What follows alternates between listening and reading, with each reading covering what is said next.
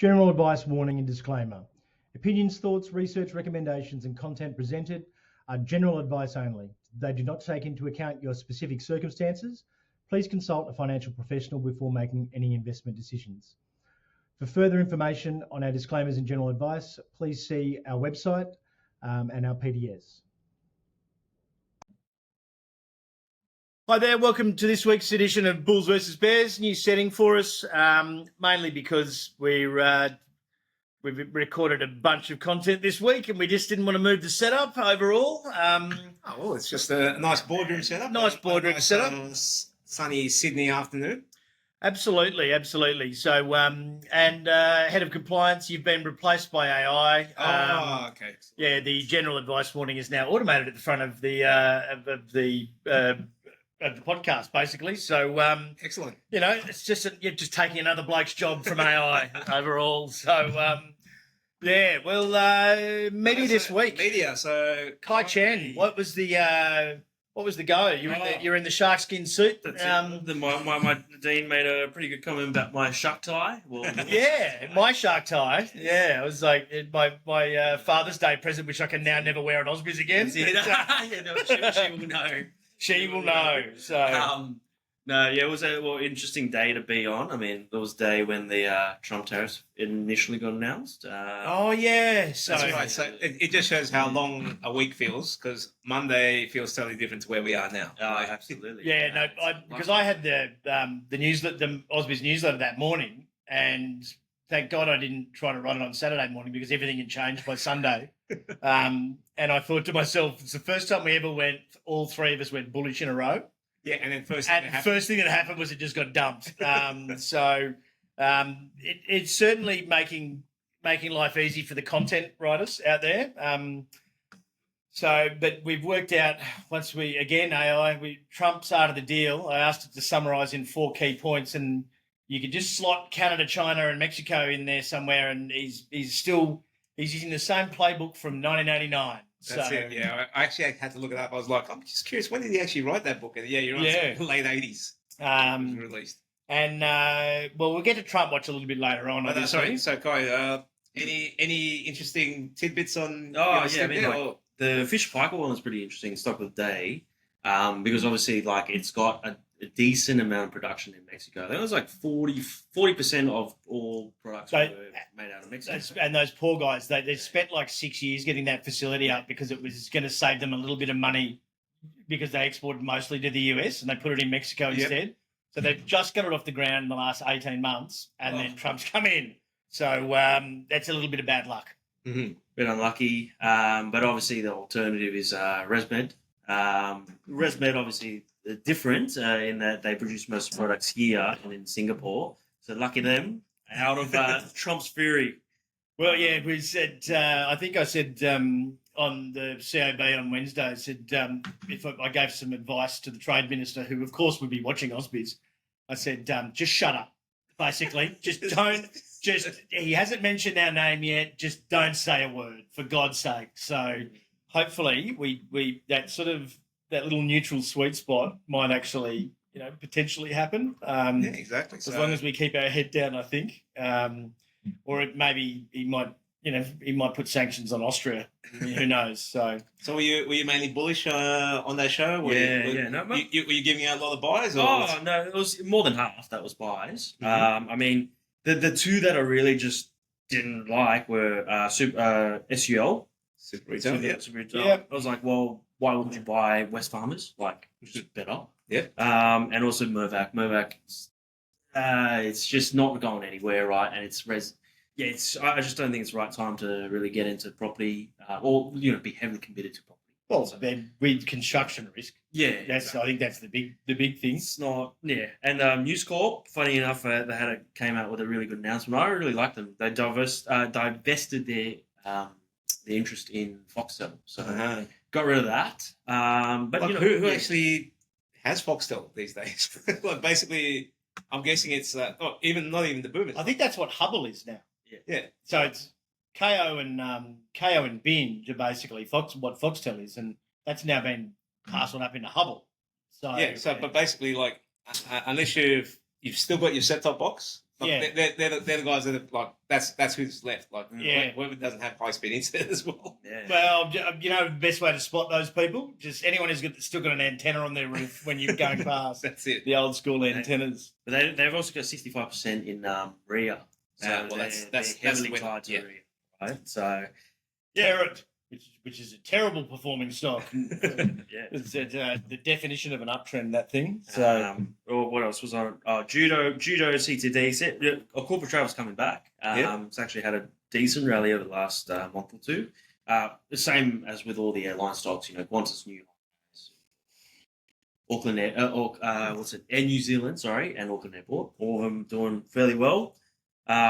Judo, one of our favourites, done pretty well. Obviously the preferred pick in the banking sector for us. all for small caps, up a lazy 100% since we first wrecked it.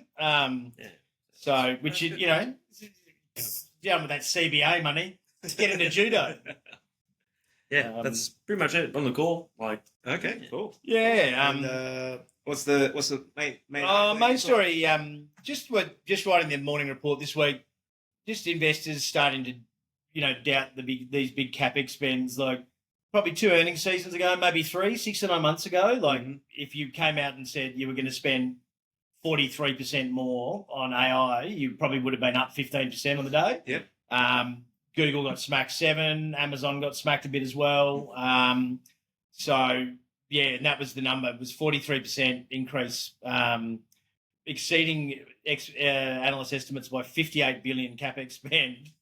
So that's not, they're $1 trillion companies, so it's all relative. But yeah, it's but really, and it really does a bit of cognitive bias here, but this really was, we've done that AI 2.0, and for everyone who wants to watch the webinar, go and watch the webinar. Kai and JT did a great AI for dummies, which started out more for my education than anything else, and then ended up being something that we've actually got quite a lot of good feedback from, actually. Oh, really? Yeah. So I've had a few clients email me saying that it was a real help because they kind of understand things a bit more. So myself included. So and I'll put my hand up as well. I had to obviously do a bit of research just to get up on the level of Kai, but yeah, obviously now you're like, okay, now as we said, you don't have to know how the engine works to drive, but now you have a rough idea on how it works. Yeah, but now at least we know what the radiator is and the engine block exactly is, and right. where to put the oil in, and all that sort of thing. Exactly. If you take it apart, I don't know if you can put it back together. Exactly. Don't put oil in the wiper fluid thing. But yeah, but there was a real that second wave. There was real signs that we could be right sooner than we think on that, because Palantir was up. Well, we wrecked that early January. Yeah. It was on our radar in November, but the eye-watering 300 to 400 price to earnings ratio made me sort of hold back. But I finally caved, and we should have caved earlier. But we're up 69% on that now.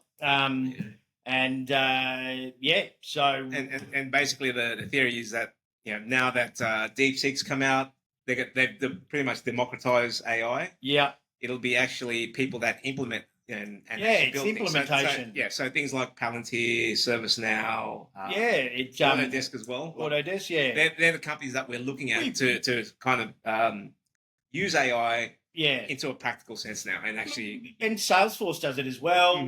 There's a number of picks over there. It's certainly much more fun shopping for a tech stock now. Now we do US stocks. Not the one of 2 tech stocks on the ASX, which has nothing to do with AI. There's probably someone doing a podcast in America going, Newmont's their only option in the mining sector. So, we're, horses for courses, I suppose. But there was just a real show of, everyone's getting a little bit skeptical of what the impending capex spend from the Mag 7, from a number of the Mag 7, and these Palantirs and Autodesk and things are now that are starting to monetize, starting to have practical uses, business efficiencies are starting to sort of rally. So it's not often that, we basically came up with that topic at the end of last year for Oh, yeah, Ausbiz. it was months ago, and it's actually. And then we had here we are. we had DeepSeek fall in our lap 4 days before the Ausbiz presentation, and then Palantir as well. So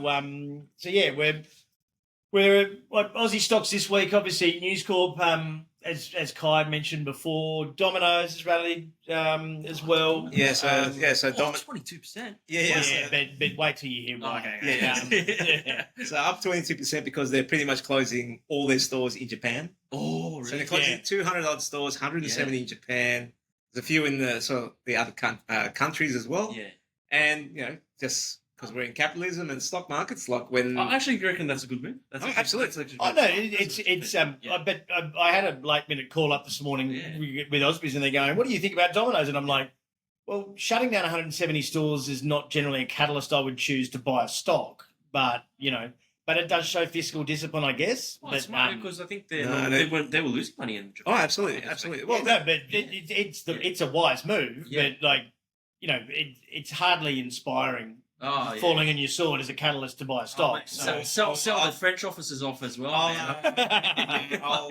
You maybe because you're thinking of the working class man, but just generally in stock markets, as long as I've been in there, when companies cut jobs or cut costs, however brutal it is, the stock price always jumps. And I agree with it being a good move. Absolutely, you don't want to flog a dead horse. Yeah. But Andrew Gorgian was more pushing me on. Would you now call it a buy? And I'm like, okay, no, how about no? So yeah, but ASX earnings next week. Yeah, so a few big ones for next week. JB Hi-Fi is the big one on the Monday, CSL on the Tuesday, CBA Wednesday, and then Pro Medicus on Thursday. So this is pretty much the first full week of earnings. Like we had a few earlier ones this week. Nick Scarley made record highs today, I think. Oh, did it? Okay.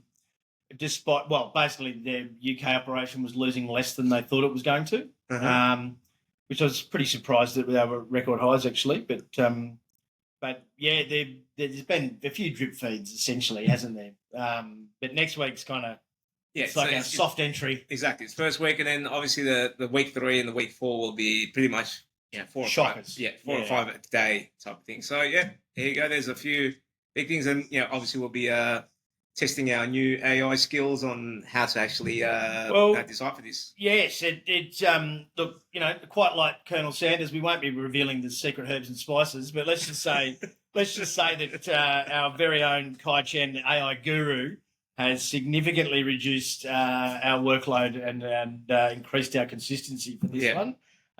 So expect to get your updates well before the market opens. Just impromptu little game here. So JB Hi-Fi. So what do you reckon, up or down? I know I'm putting you on the spot. This wasn't prepared, but JB. I think it's higher. It's higher. Yeah. I'm going to go lower. Yeah, I'm going to go lower as well. Not having seen the report, but CSL. Obviously, I'm a buyer. We're bottom of the range. Yeah, I'm a buyer. CBA, you know what I'm going to say there. Yeah. But you know what? I reckon it will open at its low, and it will grind higher over the course of the day. Will be the price action. It won't be able to justify the share price. Probably open down 6%, and it'll probably end up only down 1%. That's true. Oh, look, I'm going to go with higher. So I'm quite bullish everything at the moment. Yep. Pro Medicus, that one. You know what? This is the big. This is the big game. I mean, they're all buying the. Oh, they're all buying the. I think the reaction will probably be, if it misses expectations. Oh man, it's so lofty, right? Well, instead we'll go. Pro Medicus is what, 275 at the moment. Where do you think it closes on the day of earnings? If it disappoints. No. Just yeah. I'm going to go. I reckon they could disappoint, and he will still polish. He's an alchemist. He can turn anything into gold. I reckon they will get the marching band out. I reckon it trades 300. Oh yeah, it's either 300 or under 200. Yeah. 220. I'm just going to go with what they've done in the past and just go higher. I mean, and it's been justified, but more so, we were having a discussion investment committee about. In all the research we've done on our eye in the last 2 months, their radiology data and all of those images, etc., is going to be one of the cleanest, and that data is going to be so valuable. People are going to start buying just that data off them. It's going to be a whole revenue line they haven't even thought of. I think, unless there's HIPAA compliance issues around it or whatever. But I mean, where else are you going to get clean database? That's not monetized, right? Like it's interesting. It's hard to like obviously like say with Facebook and Google, that data is immeasurable because they would spend ads on them and whatnot. I just wonder how they would use the data, which would be I don't know. Like it could be, but no one else is going to have a database of so many images. So interesting. Anyway, I mean, maybe it might actually be illegal because of patient client. They can always patient confidentiality. Anonymize that kind of data. That's not and well, US, which is what Meta and Facebook are supposed to do. But if it's collective data, the ASX is out next week. I'll go with lower on that one. No, well, if I wanted to disappoint two people, I'd bring my parents. But John Deere in the US is one of the ones we'll be watching on Thursday. And we've got inflation data next week as well, and a bit of China data coming back. And non-farms tonight. Non-farms tonight, expecting 160 odd thereabouts. There's who knows. I think this maybe I didn't think last month with Trump coming in. Oh, this is the first one with Trump as president. So I reckon they're never going to. Surely they're not going to give him a negative number in his first month, because they're all very concerned for their jobs right now if they're government employees. I reckon this thing could be up 500,000 and then readjusted back down over time. But 4.1 still. But there was the leading indicators of job openings and unemployment claims are consistently trending worse. So because Trump pretty much is a vacuum of all media attention, kind of flying under the radar, that the fact that for 2 months straight, all of those numbers have just been going down, down, down. So, maybe we get our first. I've been how many times was it? First negative since December. We haven't had a negative payrolls number since December 2020. Wow. So that's what 4 or 5 years. So it's like 50 odd months or something stupid. Surely it's due. And US stocks as well. This is the week here. Google, Microsoft, Apple a little bit weaker. Nvidia, it bounced. I think the timing of that's probably more impressive than anything else. Yeah, because I've taken weekly, so it'll be pretty much last night's close versus last Thursday's close. Yeah, so why is AMD dropping? Well, that's the one I told you. So AMD, it's not really a blight on AMD. It was just more the fact that AMD's AI division only grew like 3%.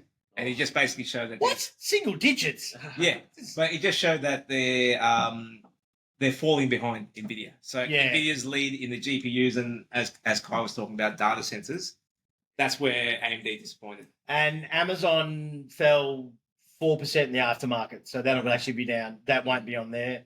Tesla down 8.88. I didn't really see that this week. Well, if you look at the chart, like it's starting to roll over. It is, yeah. So it's broken through a few support levels. So, Elon has to do something. Trump has to do something to, Yeah, and my favourite of all, Palantir up 40 for the week. So yes, congratulations to our head of US recommendations.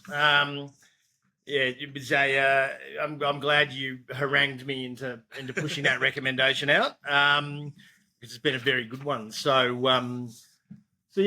Obviously, that calendar there as well. We'll just leave that up in the background. And obviously, we discussed that AI webinar series. If you grab the weekly edition or the weekender, you can click through on the links there and they'll go straight through to to be able to watch those. They're about 40 minutes each, those webinars. There's 2 of them there in the series. And we're biased, so I think it's great content. I've got to say, very practical, very educational. we do a lot of content, and that's our 2 best. It absolutely craps on this show, that's for sure. So you might actually learn something.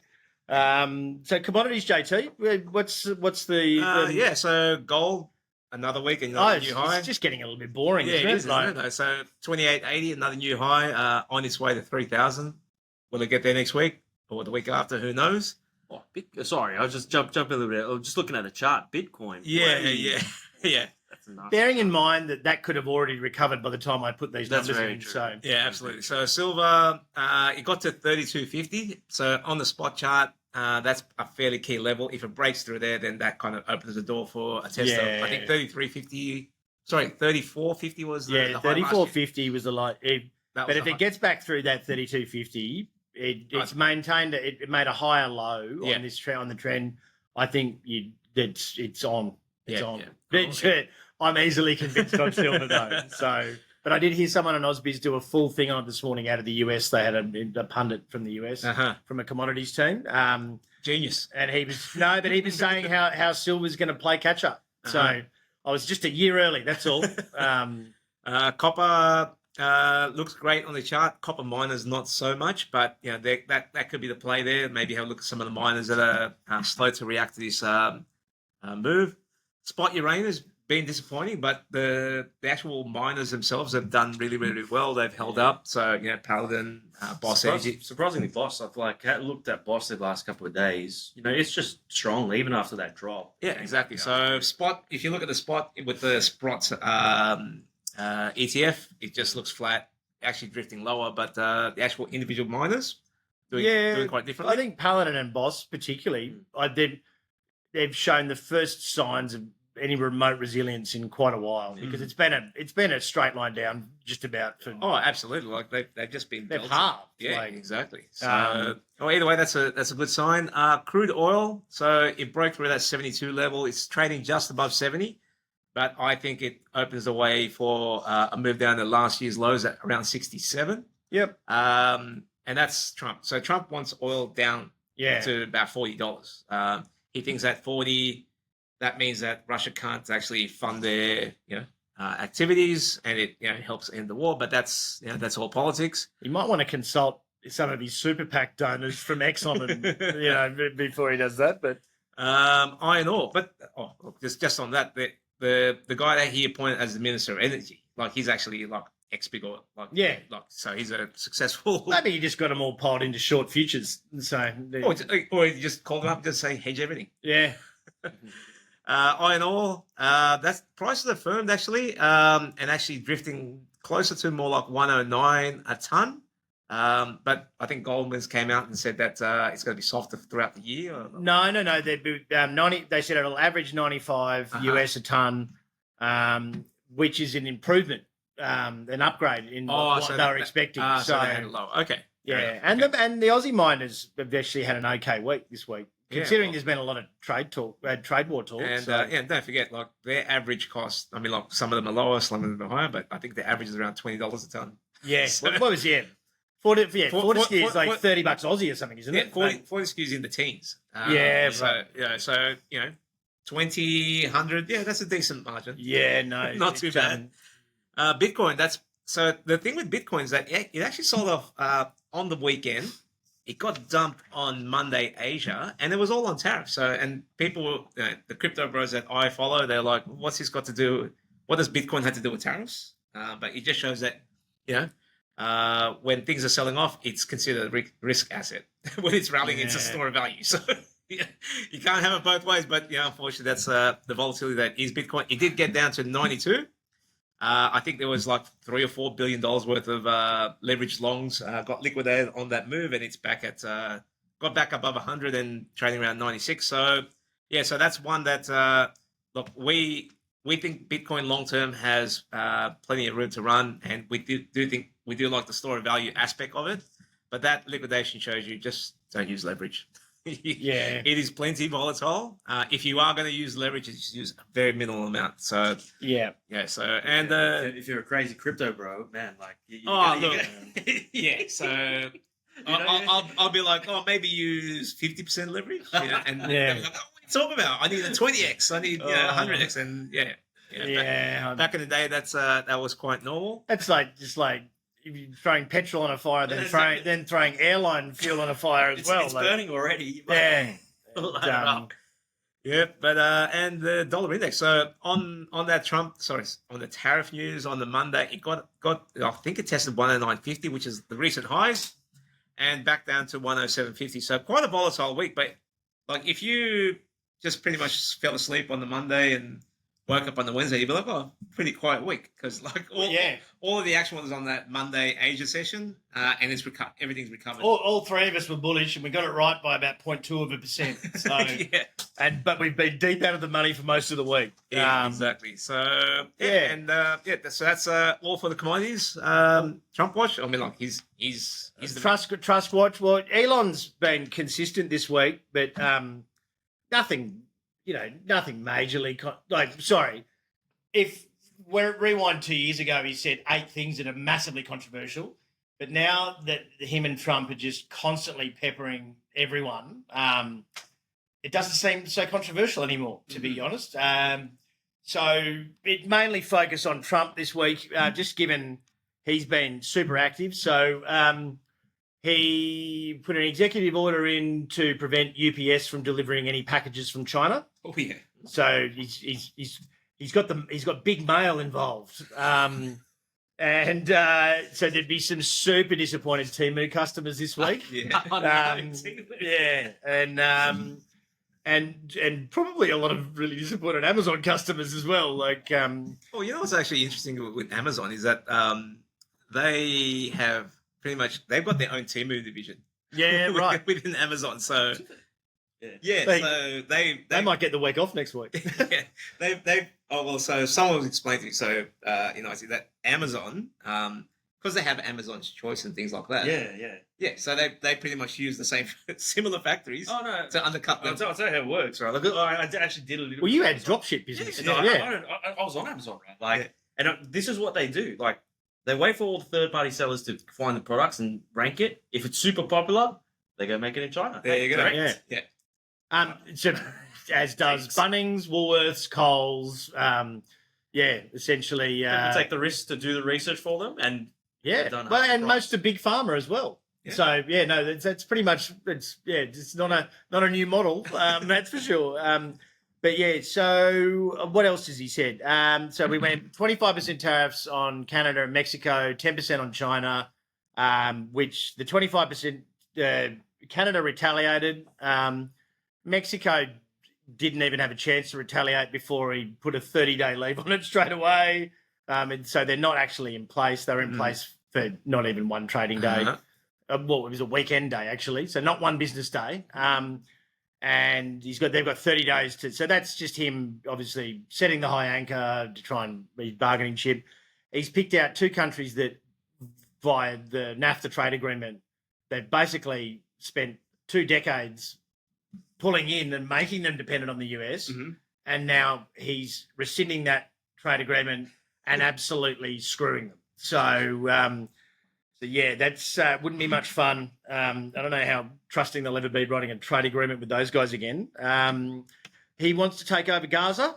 That's the one that kind of So maybe like he was struggling for numbers because he said so many things controversial this week. He just thought he'd just dip his toe in the water for Middle East politics. Apparently billions have gone missing in US aid. So I saw. I mean, so I have a fairly active Twitter feed. So obviously the news is kind of biased, but some of the things that the US government were funding were quite hilarious. Yeah, they froze foreign aid, disrupting the global anti-slavery programs. My favorite was they sent 20 million. I forget what it was, but to do a version of Sesame Street in Iran. God, in Iran, something like wow. maybe I might. Was Oscar the Grouch wear a suicide vest or like? Pretty much. It's like, yeah. It's a, what the hell is that? Like Sesame Street of all shows, and they hate. It's made by PBS, which Elon's trying to shut down. Yeah, but there was plenty more. Like basically, they had transgender changing. Like wow, okay. They were trying to teach that into the Taliban, and that was like a few $1 million. And I just whoa. Yeah. But the thing is, I have a Twitter feed, so I've not fact checked any of those kind of things. So I understand that that's where that side comes from. But like, even if it's half truths, hilarious. Well, yeah, I can certainly think of better things to spend $20 million on. And for me, is that like that's one department in the US. Wait till they actually. I don't know if they're going to do it, but what if they start to look into the waste into the military-industrial complex? Yeah. Well, seriously, Bert and Ernie wouldn't be. They wouldn't allow that in Iran. That's two blokes living together. Like that's never going to happen. Like that. Yeah. It's all sorts of wrong. But anyway, that's what Elon's so anti that the US fighter program, like the F-35, right? Like, is going it's just so expensive to maintain, and in the meantime, everyone's building drones. Like, what are you going to do with the plane? Bloody hell, there's like a million drones around. Exactly. So that's what I meant. So I don't know how many millions or billions of dollars US aid got. That it was hundreds of billions. Somewhere in the mid 200s of billions or something. Yeah, has been affected at this stage. Yeah, but I think that pales in comparison to how much they spend on military. So can you imagine, how many fingers and pies in there? So as I said, Elon will just go F-35. We don't need them anymore. So Lockheed Martin and better buy Drone Shield. Yeah, Lockheed Martin was like basically Elon's SpaceX, has reduced. Like Lockheed was charging triple what he's done, so he's reduced the cost of space activities, satellites, rockets, blah blah blah, by I think it's 30% of the cost of what it used to be, which is huge, and everything's reusable. Yeah, so. He's a big green. He's recycling. The F-35 program in total, apparently, the estimate is $2 trillion over the lifetime for maintaining that program. Right? So it's mind-boggling. Like, you're going, Jesus, like... Meanwhile, China's been working on drone swarms. Yeah. So what are you going to do? Exactly. And those things from a military perspective as well, they because they all learn off each other and... Well, anyway, let's not go down that. Drone shield. Drone shield for sure. Something about an anti-Christian bias. But yeah, that's only 3 or 4 things. Like I said, Elon's been relatively well behaved. I think he started pushing for the whole Mars thing, as you suspected. But look, it's already. I mean, that's 5 things that would have smoked markets a year ago, and we're already going. Ugh. So and as I said, like I was bearish at the end of last year, but what we've seen is that doesn't matter what news you throw at it, there's still a bid there. Like Nvidia, there's still a bid. There's like XYO is at near record highs. I mean, like we're at 85 and change. I think the high has been like 85.40. So one of these large caps, if Commonwealth Bank opens up 2 or 3%, we're at record highs. Yeah. Well, mate, if iron ore goes to 120, like a quarter of our market is super undervalued. I mean, we could have, if you had Rio, BHP and Fortescue rally 10, 15% from here, which they'd still be cheap there. Mm-hmm. We could be 8,900 pretty quickly. So I reckon we're, a big section of our market's already felt the pain. The energy sector and the resources, it's been consumer discretionary, the banks and our tech sector, but our tech sector is like is a thimble on the market map. Like so, it's pretty isolated in those stocks, and all the small caps are still. It's up. It's like snakes and ladders. You grind higher, and then all of a sudden you hit one of the snakes and straight back down. So. But yeah, I think we've got a lot of room to head higher. Whereas I feel, it's a widowmaker being short the S&P and long in the Aussie market. Don't get me wrong. I am not recommending that trade. Yeah, because I've ever since I've been in the markets, everyone's like, "Oh, Aussies underperformed the US. Why don't you just do a pairs trade?" And Yes. this is from like And from a future spread trading background, that trade is literally called the widowmaker. Yeah. So I've seen more blokes go broke doing that than probably trading NFTs. So because it always seems logical at the time. Exactly. It makes total sense, but just doesn't work. Yeah, it usually starts out as watching the US go up, so you buy the Aussie, and then the Aussie doesn't go up, so you go, oh well, I better hedge then, and then there's tears and you lose your house. But trade of the week, Palantir. So this is just a very unsubtle brag. Nailed it. Our newly formed US division. The young man will be joining us on the podcast in the coming months. He's a little bit shy at the moment. Currently at his villa in Bali, so we'll introduce the young man in about a month or so's time. But yeah, 69%, 20 odd days. I'm going to put my hand up and say wasn't super comfortable buying 350 PE, but now it's a 590 PE. So it's 39 billion valuation uplift for a $39 million profit.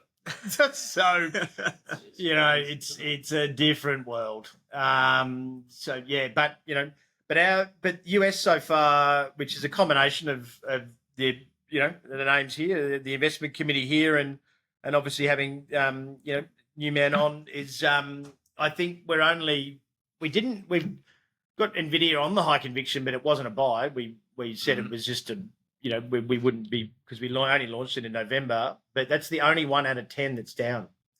So and I think the average we're up 15 to 20%. It's only been since the 1st of November, and 3 recommendations are since the Palantir is the new winner, but Tesla was up 50%. So and there's quite a few in the 30s and things like that as well. So nice start, gentlemen. Nice to be involved in a market that goes up. That goes up and can't find a way to bring a problem to every single rally. So it'll be good to be following those a little bit more. But obviously, even the ASX growth stuff, there is only one of the stocks out of the 10 there that's down. I think very close on average to I think it's if you put $10,000 into all of the 10 recommendations, you would be up 17% already since November.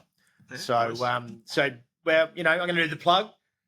Just subscribe now. Ring Dave Silvestri and get on board, because the recommendations are actually they're going pretty good. So when we're on a heater, but that's it. And fear and greed. So let's just summarize. So last week we were all bullish. Yes. And then, as we said, pretty much Monday the market dipped. But the Thursday close where the market was up slightly. I mean, like, I don't think we've been underwater 99% of this. But the thing is, like, the markets have bounced back. So that's if you want to be quite strict about it, where it was actually up. So what's your prediction for this coming week? Prediction? Well, we've got inflation next week and payrolls tonight. So God knows.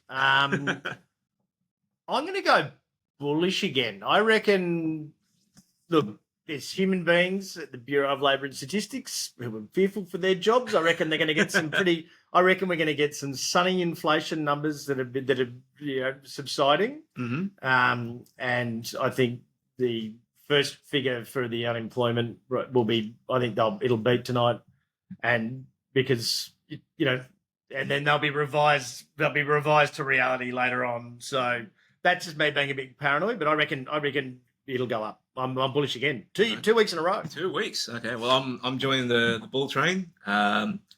And mainly, the market's just showing, like, whatever news gets thrown at it.